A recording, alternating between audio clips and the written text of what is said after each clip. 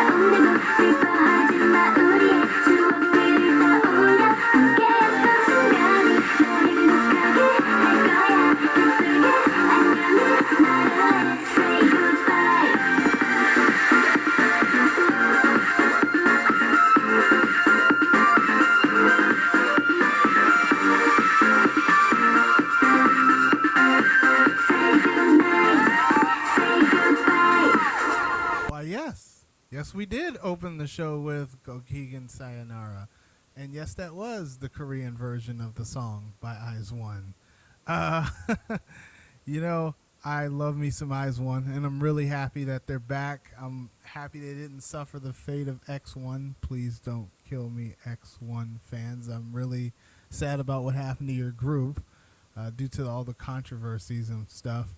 But Eyes One is back, and there is one thing I don't like about it. It seems like they've made the girls lose weight, and I don't think it was necessary. Maybe the girls lost weight due to the stress of the whole controversy thing about vote manipulation. But anyways, we're here to talk about something much more damning. And as I talk to you, I am taking a few pumps of hand sanitizer, and I am wiping my hands. You can probably hear that over the microphone as I back away from it.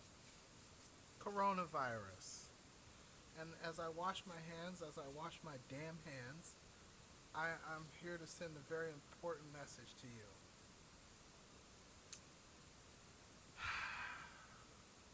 Wash your damn hands. No. Seriously, we shouldn't even have to be telling you to do this. We shouldn't have to be telling you to do something that you've been taught how to do. Well, most Americans, most Westerners have been told to do since they were kids. I cannot believe I'm 33 years old. I turned 34 in November. I cannot believe that I am sitting here 2020 telling you to wash your damn hands. There's no reason I should be telling grown-ass people to wash their hands. The kids, they need a good example. I mean, you got to model it for them to do it. Now, the difference between, I guess, Western kids and I want to say Korean kids, a lot of the Korean kids that I've worked with, is that I guess that's not really emphasized, and as a result, you see people get sick a lot. And I think that's one of the reasons why something like coronavirus just runs rampant in areas like Asia. It's got nothing, they're not dirty people per se, but like we have completely different hygiene practices on some things. And yeah, it happens. Also, when your country is densely populated like China, you gonna have these issues. People are living on top of each other. It's impossible for grandma to not get coronavirus when there's 4-5 other people living in the house that could potentially be a carrier of the virus and not even know it. But anyways, I'm not talking about stopping coronavirus because I don't know that we can. I think that maybe it's like the flu. All we can do is we can prevent it. We can take steps to mitigate it. We can probably eventually we'll be able to get a shot for it. But we should not. I'm going to go on a whole tirade about this. We should not be telling you to wash your hands. We should not be telling you not to touch your face during this time of year. We should not be telling you to, hey, stay the hell away from sick people. We should not have to tell you to stay your ass home when you're sick. And I don't like to get political on this show at all, but my country, the United States of America, we're being exposed. And let that sink in. We're being exposed. And what I mean by we're being exposed is we have outdated ass U.S. workforce policy. Sick leave not being guaranteed. Oh, well, you should go to school and get the training to get a better job. We need service workers. We need the people that work in stocking the shelves and stuff at Safeway. We need those people that work at McDonald's. I'm not saying make a career out of it, but we've got to have some sick leave. And right now, we're getting exposed because there are people who are not going to have any income because they're not getting any hours at work because this has been shut down. Bartenders, food service workers. Some of the places are takeout only, and I applaud that. But at the end of the day, rent is due. Your credit card bills are due. Your car insurance is due. Electric bill is due. The electric bill. Gas bill. I can tell you when I was dirt poor, when I was really dirt poor and only making $8.75 an hour as an after-school program, assistant, and before I became, before I got my credentials and stuff, and got all my training and stuff, man, I can tell you, getting an electric bill was not fun. It was not fun to have $7 in your bank account after bills. Yes, your bills are paid. It was not fun. And now, I mean, and that was an hourly job. I used to have to fill out a time card. And I remember one time I actually forgot to turn in my time card. I got so upset.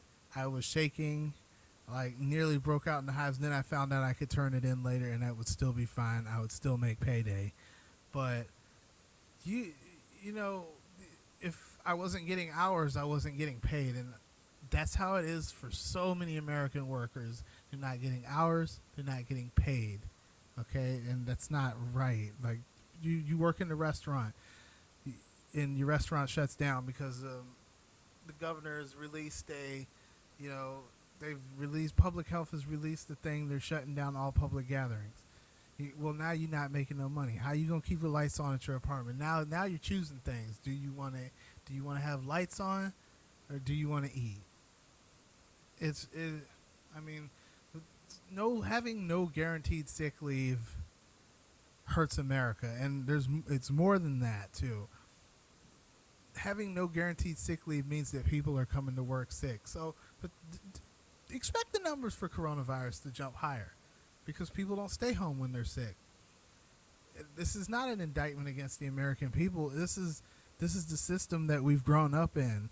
It took me a long time to get used to, when I would work in Asia, it took me getting used to even use the sick days that were given to me in a workaholic culture, Asian culture like that.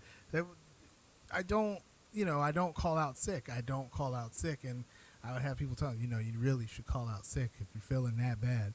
You really should call out. And one day, like, it just broke, man. I was like, you know what, I'm going to call in sick. And I was fine the next day. The point here is sick leave is needed. It's not something that should be, I guess, in some ways, there's always going to be an abuser. But you got to have sick leave. Otherwise, it's going to cost you in the long run, because everybody's going to get sick. You're going to have people at work. They're going to infect other people. That's one of the ways the coronavirus spreads. Another thing is, man, I really would like to see, and again, we don't want to get political on this show, but the United States of America, my country, there is a group of people, I'm not going to name any candidates or politicians or anything, but there is a generation of people who seem to believe that this is all a big scam, it's all a big hoax.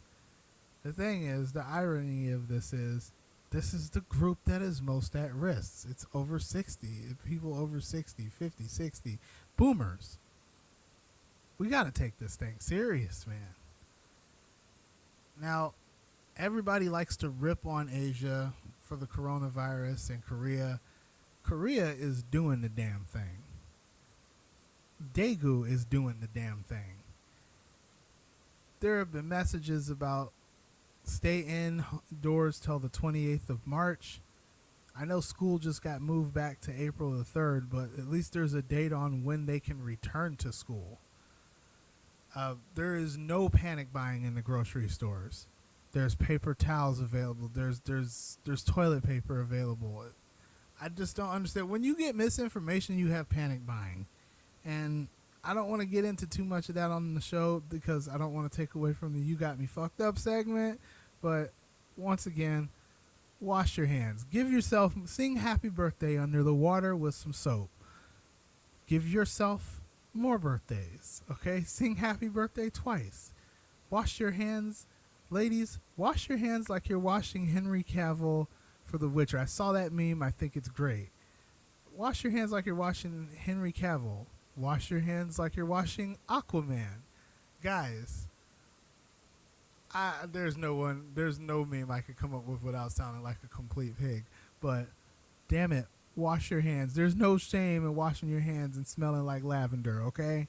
No shame, no shame, no shame. There's no shame in not getting sick. There's no shame in having clean hands, okay?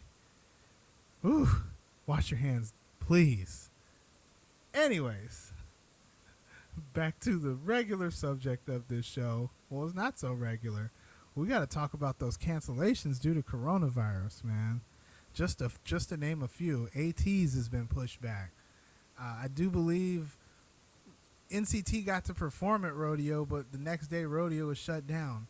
South by Southwest, Coachella has been moved to October. It's going to be one cold Coachella, boy. No word on KCON, the KCON USA series, New York and Los Angeles. But KCON Japan has been postponed due to coronavirus. No word on, speaking of big events, no word on the Olympics yet. But back to mostly K-pop. No word on BTS yet, whether or not they're canceling. We'll see what's going down. It's looking real bad right now, and I think it's looking real bad like that because this was not taken seriously in the time manner that we give. The thing about the West and the United States was China and the whole of Asia gave you ample time to look at the data and take precautions, and we didn't do it. Anywho, I've got more to say on this, but I think we need another song because we need to feel better about this, man. There's too much negativity right now.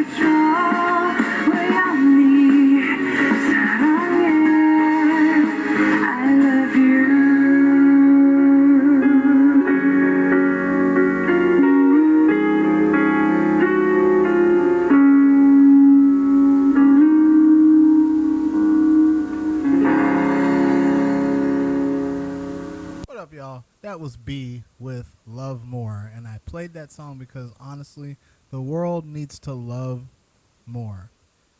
Let me give all you Gen Zers, all you youngsters that listen to my show, some advice during this wonderful quarantined lockdown time because my home state of California apparently is in lockdown, and I do see some of you panicking. I do see it. Actually, I see older people panicking too because they've never seen anything like this. Some advice: when you see things that scare you on TV, I'm gonna quote Mr. Rogers here. I'm gonna paraphrase Mr. Rogers here. When you see things that are scaring you on TV, look. He used to say, "Look for the people that are helping." I don't mean to get cliche, but I always say Mr. Rogers taught us a lot of valuable lessons when I was growing up. And one of them is you are a strong person. You are a strong person. And sometimes you need to demonstrate that you are a stronger person. You have more power than that TV. I'm not saying don't pay attention to the media, don't be informed. I'm saying know to recognize when too much is too much. I'm going to be giving candid advice all through this show, but know when to pace yourself, when something is too much. Too much is too much. When you want to take a step back, that will make you a stronger person. But also, whenever you see something scary like this in the media, something that scares you, look around to see who's helping. Look around and see the good in the situation. There's people out there that are donating toilet paper. They're donating things to people who can't get out and go shopping and stuff.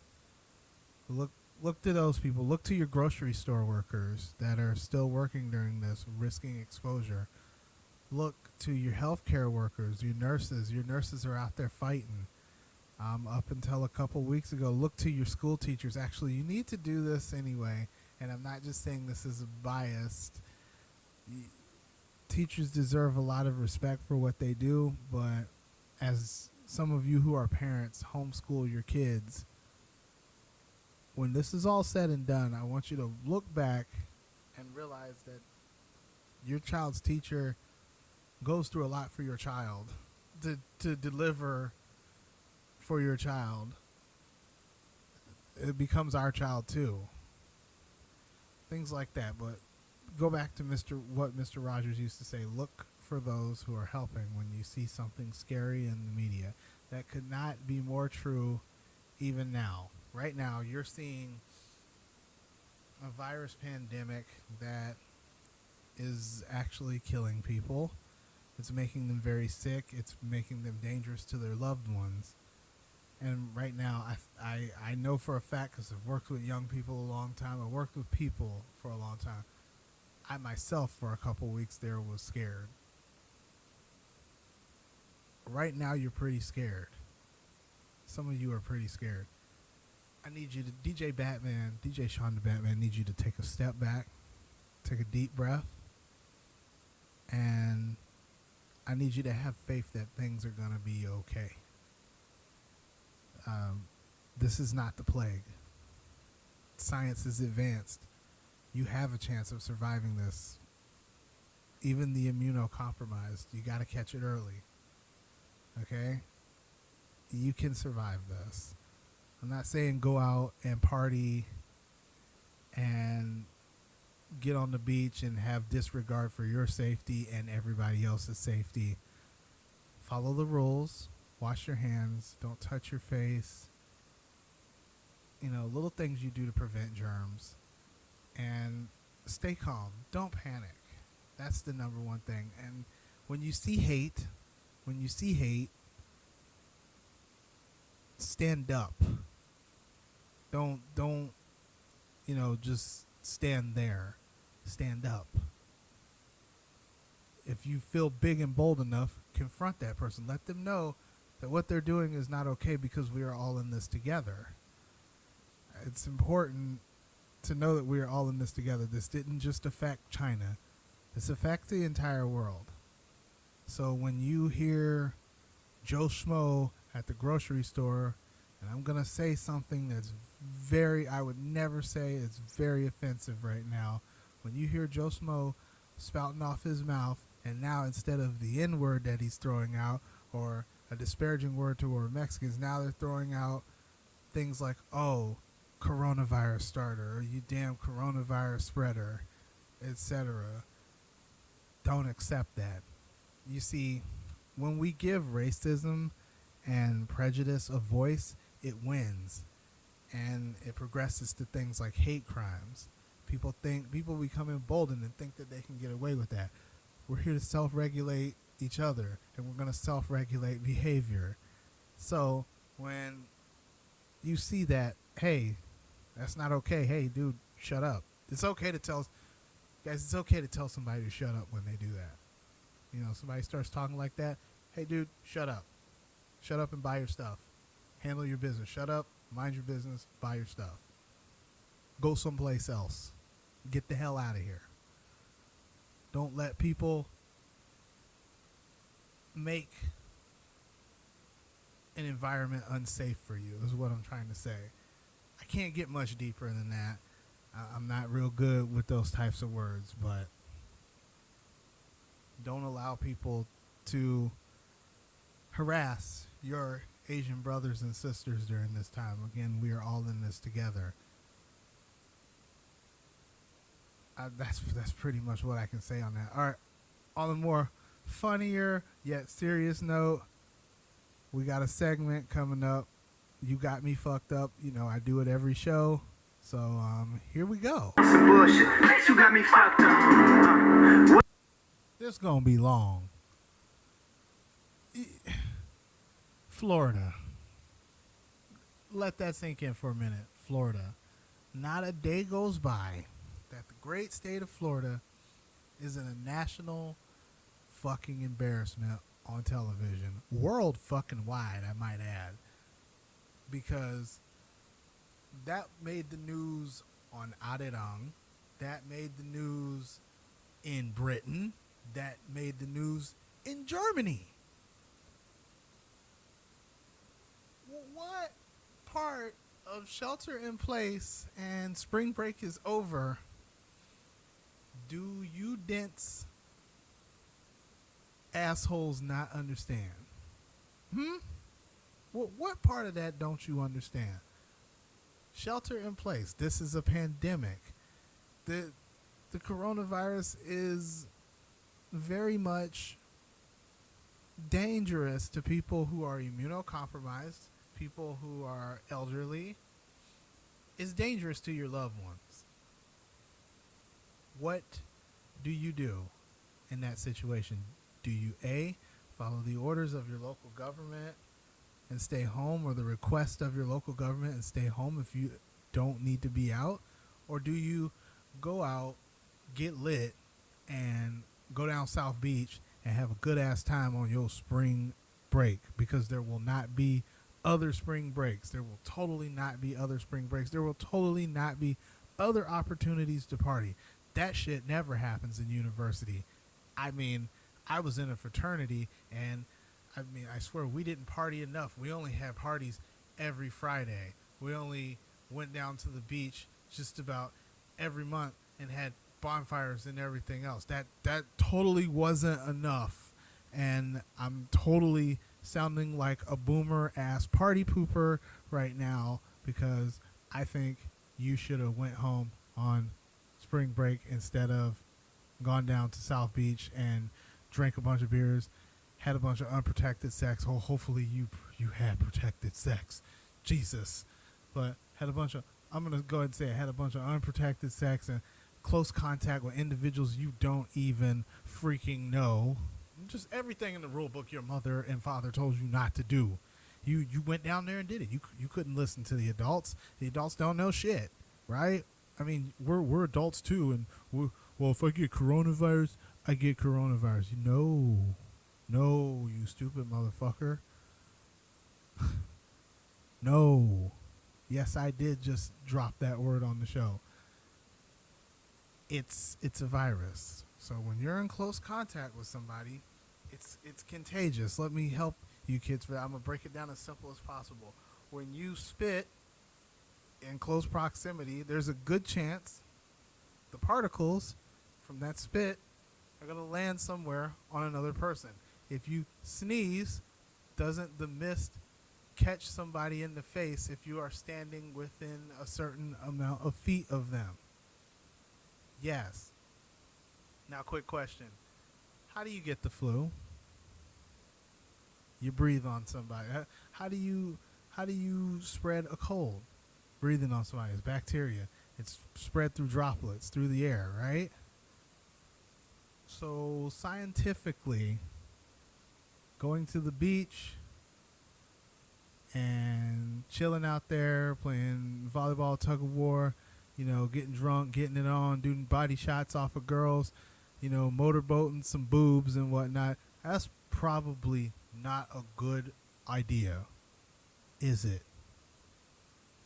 If you answered no to that, please tell me why the fuck you are in South Beach partying. And by the way, boomers, I'm talking to you, son. I'm gonna channel my inner Clay Higgins on this one. Listen to me. I'm talking to you. That's not millennials out there on that beach. No.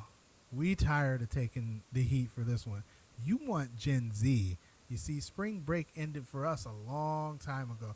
A lot of us have got 8 to 12 years between spring break and our last spring break. And you know what? Our student loans don't really permit us to go anywhere like that anymore.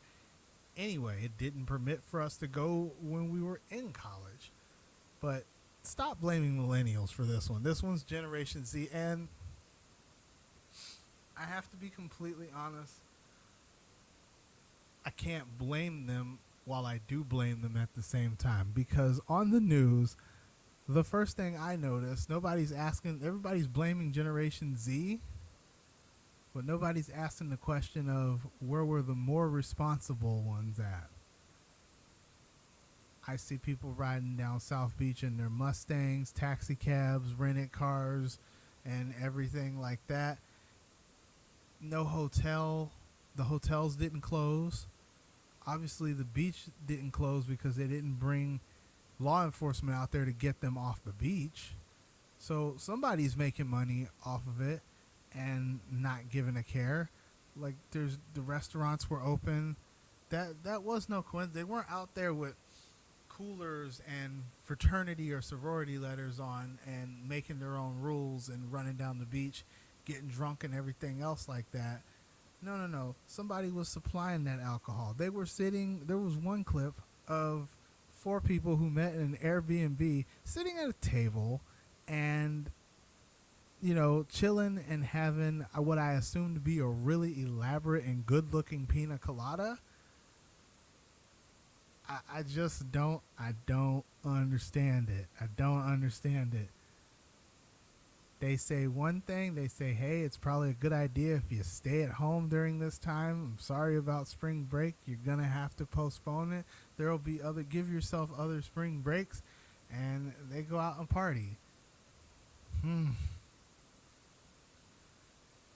Somebody needed to be responsible there. Anyways, that's on Florida, man. Not a day without being a national embarrassment. I mean, y'all have the joke Florida man. Enough said. You probably thought that was the end of this segment. It's not. Panic buyers. Hoarders. I want to talk to you. You guys are special. And I don't mean to say that you're special. I don't mean like special education, because that would be insulting the very community that I serve, which is the special ed community, mental health community. And yeah, that would be insulting to them. No, you guys are special. And by special, I mean a special kind of asshole. You see, it takes a special kind of asshole to go and buy 20 rolls of toilet paper like that's going out of style. First of all, it's not even environmentally friendly to begin with, but we won't get into that. But Who in the hell? If you need to wipe your ass that many times and you've got that much, if you have that much gastrointestinal and bowel problems, coronavirus is probably the least of your worries. You need to go see a doctor about why your ass is running every time you go to the toilet. Hand sanitizer. Who in the hell? I saw the article out there, 17,000 bottles of hand sanitizer. You don't need that. And then the idea behind this, the guy says, "Oh, I was trying to put my family in a better position financially. And then Amazon deleted my account. Boo hoo hoo." Amazon deleted your account because that was some bullshit. You were price gouging. You went and you bought up all the hand sanitizer, 17,000 bottles, and you were hoarding. That wasn't this. I hate. We're not gonna get political again. If coronavirus has shown one or many things to America, one of them is how selfish a country can become. We're always talking about united we stand and stuff, and then we turn around and we will eat our young during a panic. So I just don't understand why you would need to get 17,000 bottles of hand sanitizer and try to sell it at gouged prices, knowing that people can't afford things right now because their income, a lot of people's income has been cut off by this.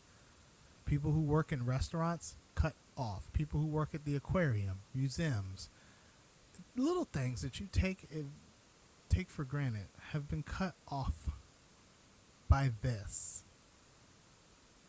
And you're going to go hoard hand sanitizer when there's people out there that need it. I don't understand. That takes a special asshole. Also, the diapers. I've seen people try to price gouge and sell diapers. One of them, and I kid you not, I'm sure it's been pulled. It was definitely pulled off of Amazon. Somebody was trying to sell Huggies diapers for $500. Dude, stop. I think panic buying comes from when a ton of misinformation is spread. That's when you have panic buying. Toilet paper doesn't prevent the virus. Also, like I said, it's not the most environmentally friendly thing. There's a great video online about the tabo. Oh, wait, I'm sorry. My Filipino brothers and sisters. Tabo? Somebody correct me. Anyways, yeah, that thing is amazing. The motto, or the way the guy ended it on the video, he's like, why wash your ass, or why wipe your ass when you can wash your ass? That was great. Anyways, man, I haven't really been able to focus on what this show is about, which is the music. It's J-rock, it's J-pop, it's C-pop, it's K-pop. I haven't been able to focus on that because I'm seeing my home country just rip itself apart, not obey shelter-in-place orders. We got a guy on there getting on there exploring, or not exploring, but not ruling out martial law. Just, I can't get away from it, man. Anyways, you can get away from it. So with that said, America, you got me fucked up. And with that said, we're going to go ahead and end that segment. We got to find happy things to talk about. So since we can't talk about upcoming concerts because most of them have seen the acts, we can talk about K-pop in general, I guess. I think Luna's first win is something to talk about, and they were so humble about it. So this past week, Luna finally won on M Countdown. They finally won on a major music show. And the thing is, I always love seeing how humble artists are, how they thank the fans and everything after their first win and everything. But this first win for Orbits, this first win was emotional. these girls got down. They bowed. They got down. Like there's an image of them down on their knees, like bowing to the fans, and it's because they came from the bottom. Like they literally came from the bottom and rose to the top. It was a feel good story amongst all the bad things going on. It was a really feel good story, and congratulations to Luna. Maybe we can finally get us a Dreamcatcher win. I would love to get us a win. I would love to experience us getting a win. I was so excited for Luna. I popped a bottle of wine that night. That's a win for the girl groups, man. Anyways, with that said, activities you also can do while you're in quarantine. You can compile the greatest K-pop list of all time, as I like to call it. Your personal greatest K-pop playlist of all time, and you can put it like out on Spotify or YouTube Music and just play it, man, and like let others listen to your preferences like for K-pop. I'm going a little ham myself on that one. I went and pulled up some old Shinhwa, Boa, High Five of Teenager, HOT High Five of Teenager, all the oldies, but then I popped in some new ones, some like lesser known modern songs. One of my favorite songs is, and I hope I never learned how to pronounce this group's name. Feaster, Five Star, Yezi's group basically. They did a collab with IU called Moonlight, and it's a cool song. It's a good feel good song. Anyways, if you're new to K-pop, you should go check that out. Brown Eyed Girls, man. I got an ultimate playlist. Like, just get yourself an ultimate playlist, man, and chill. Also, another thing you could do is you could start watching your favorite dramas from start to finish. You could binge watch it. You could watch it slowly. You could go and watch some new ones. Like explore something that you've never done before. Like one of the things that I used to kind of stray away from, how I got into K-drama. K-drama, I got into it as an offshoot from very good J-dramas like Goku-sen. And then my Korean friend was like, hey, you should check out this drama. It's called Witch Yuhi. Witch Yuhi, I believe it was called. The Amusement of a Witch or something like that. Anyways, it was great. Like, I really started to get into it. My mother always used to watch soap operas, but I really got into it, and that's how I really started to come to love K-drama. So on Viki and on a lot of these streaming services like Netflix and stuff, there are Taiwanese dramas. Like one of them, like I can give you some recommendations, but it's always more fun to go exploring some show you've never watched before and like, hey, I really like this. That's how I found You Are Beautiful. Anyways, I'll give you a suggestion. There's this Taiwanese drama. I don't know if it's available in the States. Love Cuisine. It was very good. Very good music. Very good. It's about a cook, a professional chef, basically. And I'm not sure if this is high school or university because I'm like 2 or 3 episodes in watching it over. Sometimes it's really hard. But there's this chef and like he's a teacher and he's teaching these kids everything. Like it's a good feel good teaching story, but it's also a good love story.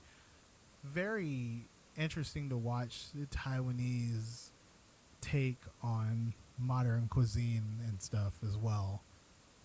It's a very big deal. Another drama that I discovered was Office Girls. Office Girls is a good one. I don't want to spoil.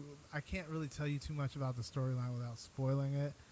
And then if you have Viki, I think Bromance is available. Bromance is a really good one. B stars in Bromance. He also sings songs for Bromance. You should check that out because it's a girl. Basically, I can't remember what Shakespeare play it is, but there's a girl posing as a man for a set period of time, and there's a lot of comedy, but there's a lot of serious stuff in there, and it's great. Anyways, that's some of the things you can do during this pandemic, coronavirus quarantine shutdown. Just don't go crazy, man. I don't want to see any more posts about you guys like with your tinfoil hats. Oh, we're gonna sit here until we die, man. 2020's canceled. Oh my god. Some people are really serious about that, and it's just, hey, it gives me a little bit of a headache. Anyways, man, you listen to Bento Box Saturday Uncut, and here's some more music.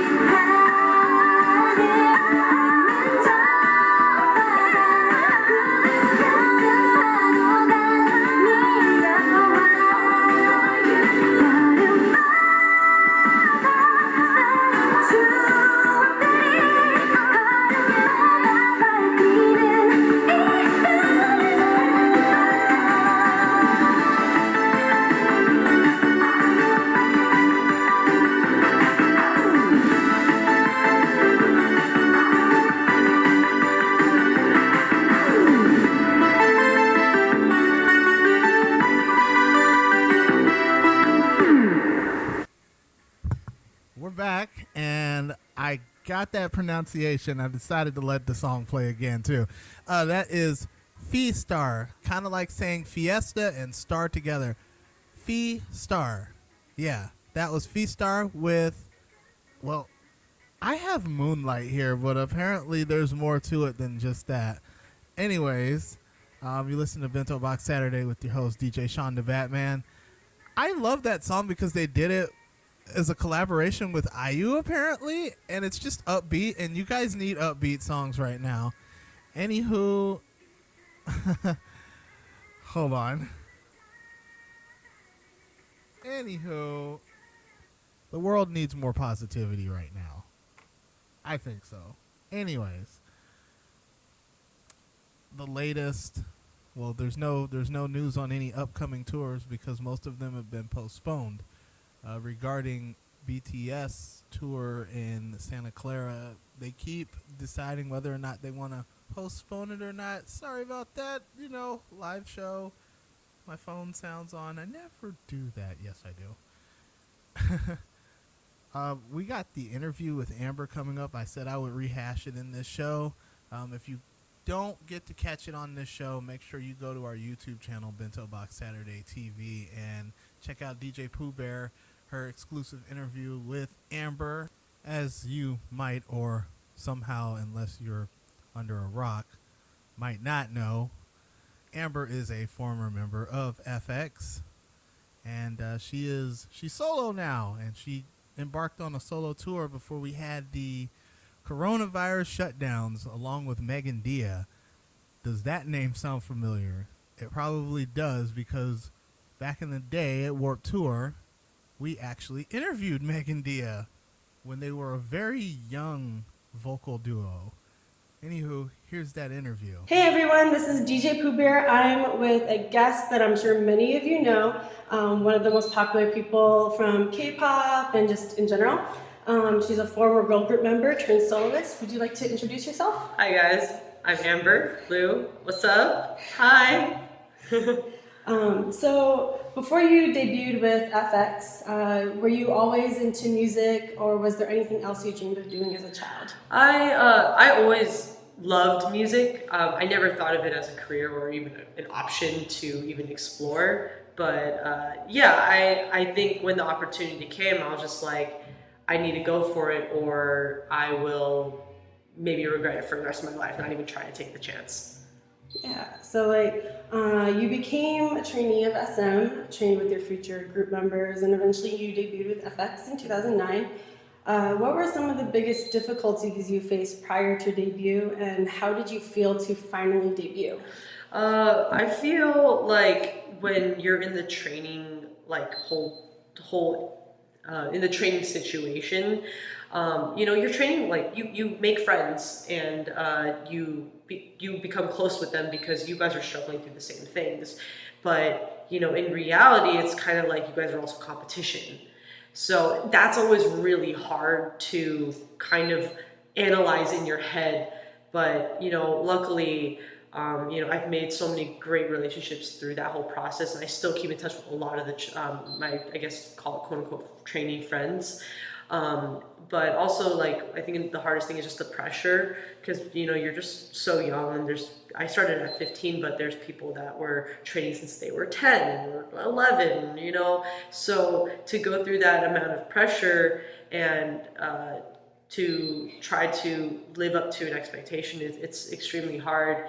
And I didn't even notice it until I got older, and people were like, why are you worrying about this? Why is that something of concern to you? Or, I have friends that were older than me, they're like, I've never went through that, and that must be really hard. And I just kind of learned to understand that, this job requires a lot of patience and understanding, and a lot of, self-care.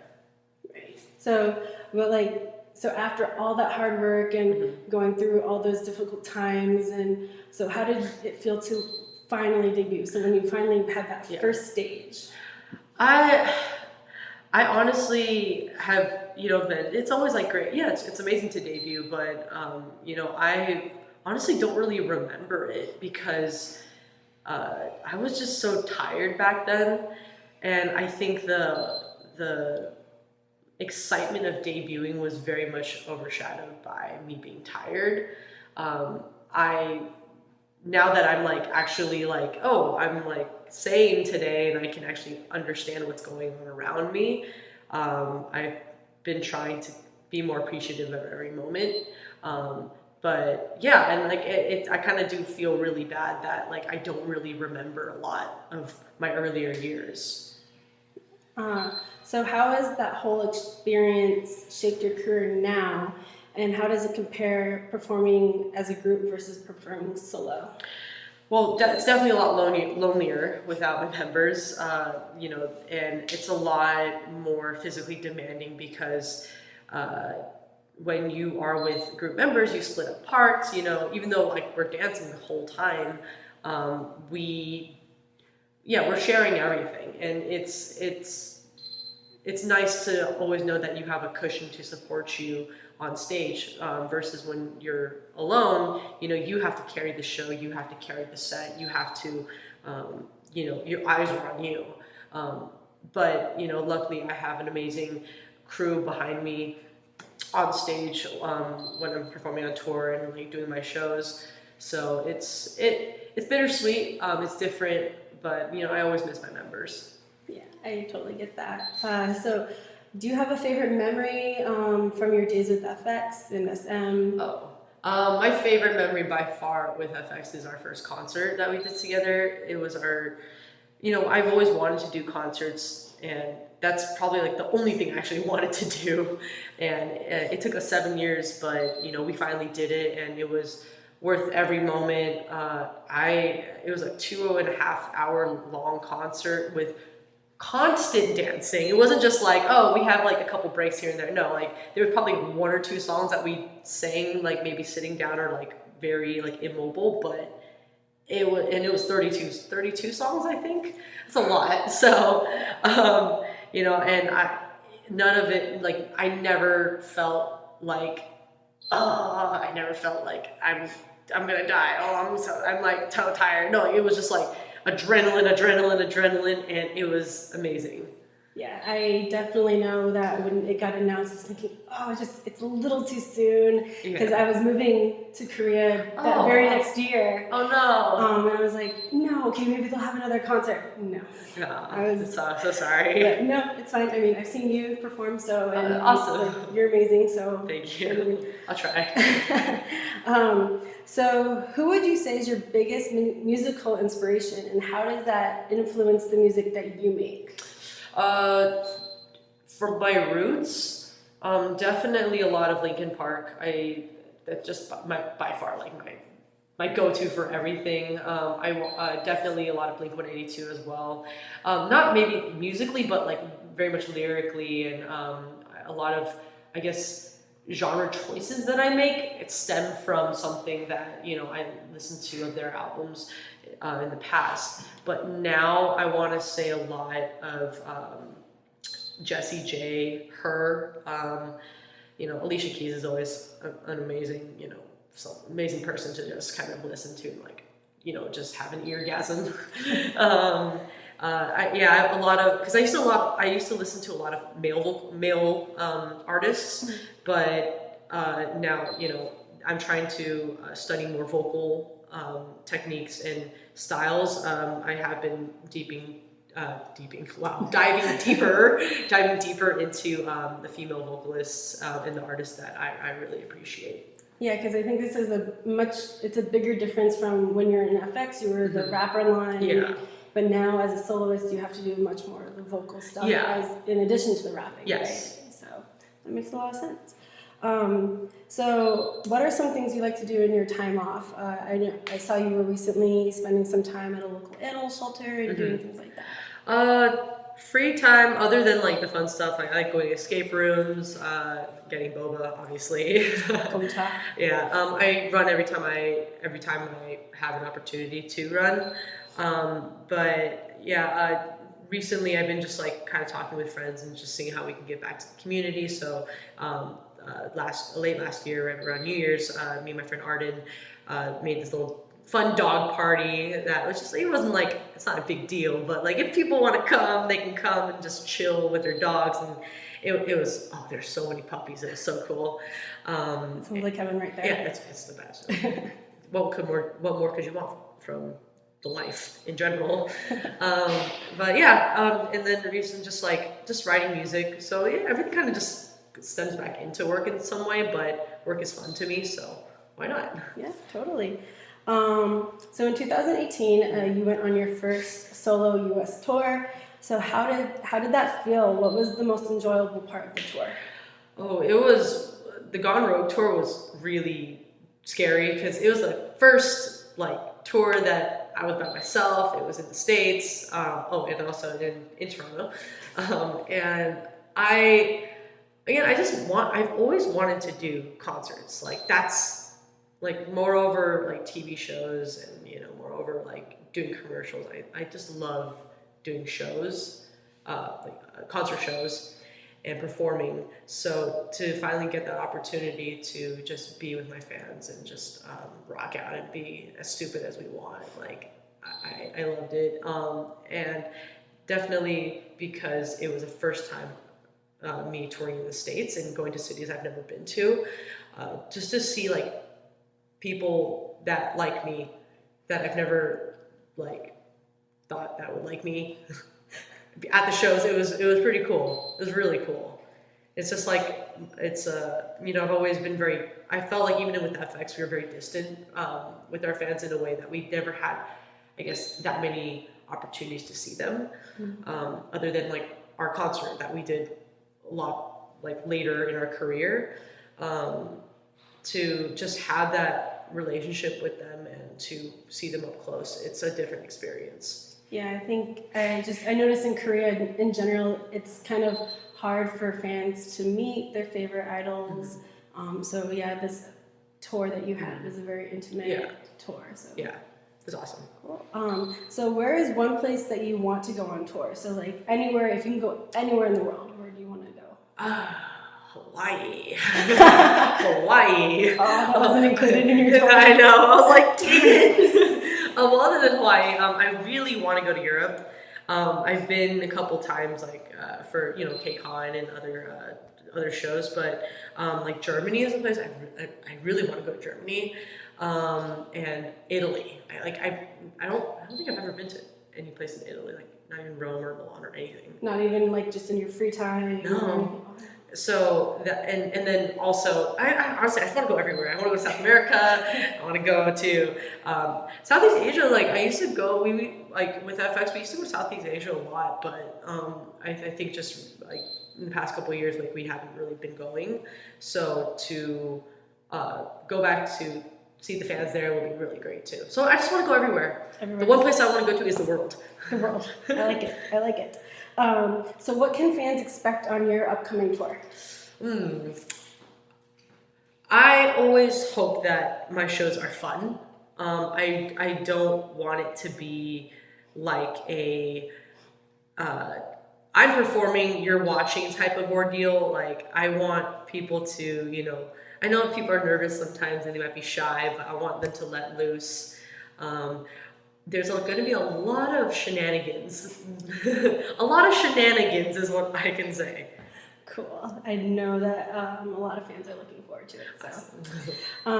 So we often see your hilarious friendship with idols. Any chance we'll get a collab with your own version of something like Free Hot Cakes or? Oh man, waiting on Jay for that one. But, hear that, Jay? We're waiting for it. Yeah, Jay, come on. Let me make the song, or you make the song and I'll just sing it. Like me and Eric Nam and Ailey have always been talking about things right now. I think we're just trying to find ourselves. But we've had things cooking. It's just with even my album, like I write a song and like it's years until I release it. So we're just finding the right time, and not to give fans false hope, but yes, there will be something, but we just don't know when, and it's always about timing for us. Yeah, so. Fair enough. I mean, you guys are all super busy. You're always having your own schedules. So. Yeah, very cool. So K-pop has become so internationally recognized within the past few years, and because of this, we've seen some amazing collaborations. Yeah. With Western artists. Yeah. If given the opportunity, who would your dream collab be with? Ooh, that's tough. Well, one collab that I already did that was already a dream come true was with Superfruit, Scott Hoeing and Mitch Grassi. Pentatonics, they're so amazing. And I remember fangirling over Pentatonics when Eric Nam actually interviewed them when they came to Korea. So I was like, oh my gosh, Eric, don't wash your hands. I want to hold your hand. But other than those amazing boys, I really want to collab with, that's a hard one. I would love to do something with Alessia Cara. She's an amazing songwriter and she has such a beautiful voice. And like I rock out to her stuff all the time. I don't need to collab with this person, but just to be in the same room with them. But Tori Kelly, you know, Tori Kelly, come on. I just want to just be there to appreciate, to support, just appreciate the work of art. Yeah, I don't want to like taint her artistry. Like her stuff is amazing the way it is. I just want to just listen. Just like be there, listen to it. Like, I don't even have to look at her. Just listen. Just be in the same room. She can sing. I feel like cover my eyes. Just be like, okay, I'll listen. I totally get that. There's a few people I'm just like, I'm waiting. Yeah. So there has been a lot in the Korean news lately regarding mental health awareness, and as a popular artist, you're subjected to a lot of negative comments and societal pressure. How do you keep your positive attitude? Because I see you all the time. You're always like laughing, jumping, you always seem like a ball of joy. So how do you keep that going?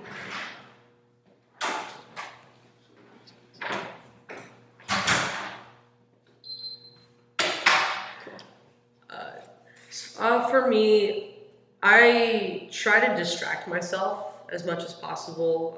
I know it's not the healthiest way to do it, but when like you can't really stop working and you can't really stop like what you're doing, to kind of flip like your mindset really fast. Like again, it's not the healthiest thing to do, but that helps in the moment. One thing that I have been realizing is that because those distractions start, piling up a lot more emotional baggage is, talking with friends and trying to not be afraid to, like, because I really am afraid to talk to even like my closest friends about like what I'm thinking, but I'm trying these days to do that, and I think it's helping. Also, I see a professional, so I'm not afraid about the stigmas against, seeing somebody that has worked their whole life to get a degree to help people. So so any again, like for the short term, distracting yourself, like go for a run, go play some video games, but to address the underlying issues and to keep a healthy mindset long term, talking about it, opening up, and talking about it, seeing a professional is, I think what I know so far. Yeah, I think hopefully a lot of people hearing this will feel the same way. So, like, what is your advice for fans going through similar things, difficult times? I learned a really cool breathing exercise, which is to take 3 to 5 deep breaths with slow exhales. That's always really made a difference in how I react to things in the moment. So, like, you could be mad at the moment, you take those breaths, and then you actually are a lot more calm. But also, depending on how you want to seek help, to believe and want that you can be better. To believe that you can get better, and the wanting to be better has to be there. Like, even if you don't, like, I know it doesn't make sense that you don't want it, you still have to want it. And, I think a lot of people struggling with those issues, including myself, can understand what it means to want to get better but not want to. So, but baby steps is what I say. Yeah, thank you. No problem. So what is something that you're the most proud of during your career? I think I'm most proud of is that I tried.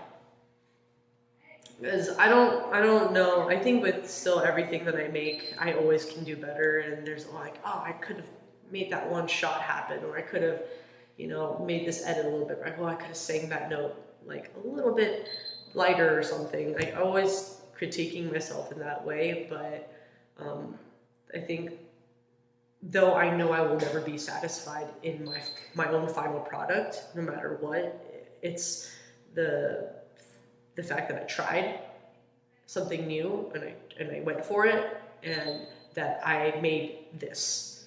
So the next one can only be another try, and then I will hopefully get better from there. Yeah, I mean, yeah, you can only, if you don't try, you never know what can happen, right? Exactly. So also, what is the story behind Amber the Llama? So Amber like, the Llama. how did you become known as Llama? So that nickname was given to me by the fans. Okay. And I was on a Korean variety show called Radio Star very early on. This was like what, new APO era with FX. And they brought it up, the host brought it up, and they're like, oh, you look like a llama. And then they gave me like the sesame leaf to like chew on. And I'm like, oh, yeah, I guess. Oh, yeah, it's kind of funny. And then at first I was like, oh, llama? Well, llamas are pretty cute. So I just decided to like kind of embrace it and, you know, make it like the little joke between me and the fans. I think a lot of the fans don't even remember where it came from, but it came from them, so it's all your fault. Because my friend was watching some videos yesterday, and one that came up happened to be with you and Minho from Shiny, the llama the llama song. Yeah, so it just became this whole joke, and I'm having fun embracing it, and I'm not going to deny it. I do definitely look like a llama when I eat things. So okay. So also I saw that your new single, Stay Calm, hit #1 on the Weibo Asia Pacific chart. So how did it feel to hear that news, and can you tell us the meaning behind the song? Honestly, like I was kind of like my songs have been getting a lot of love in China. So I'm number one extremely grateful for the response and the support that I'm getting there and everywhere else in the world. But Stay Calm, I was actually kind of worried about, because it's so, I don't know, like to me it's like a downer song. Like it's an uplifting but downing song. So but it's because it's also a really personal song to me, and I was going through a really tough time a couple years back, and I wrote that song as a reminder to, you know, that it's going to be okay. Because I think every big down in my life, I've always felt so just hopeless, but I got through it somehow. And I'm also trying to work on, like, instead of, you know, I guess wasting my time worrying about what's going to come next or what am I going to do, is just to trust in my ability and trust in my instincts, and, you know, also, you know, lean on my friends and my support that I have, and to just take baby steps forward.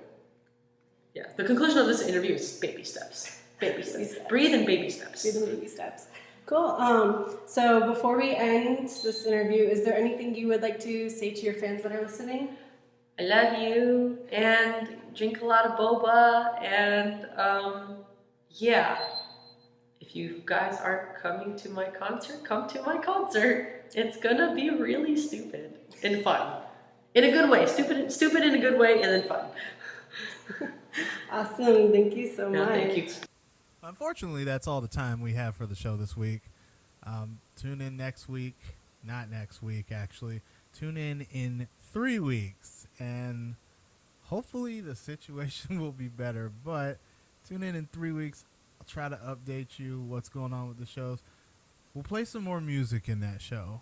I'll try to leave you with happy thoughts. In fact, I want to leave you with happy thoughts this time. Also, a word of caution. Maybe not a word of caution, but a word of advice. Please wash your damn hands. Please wash your damn hands.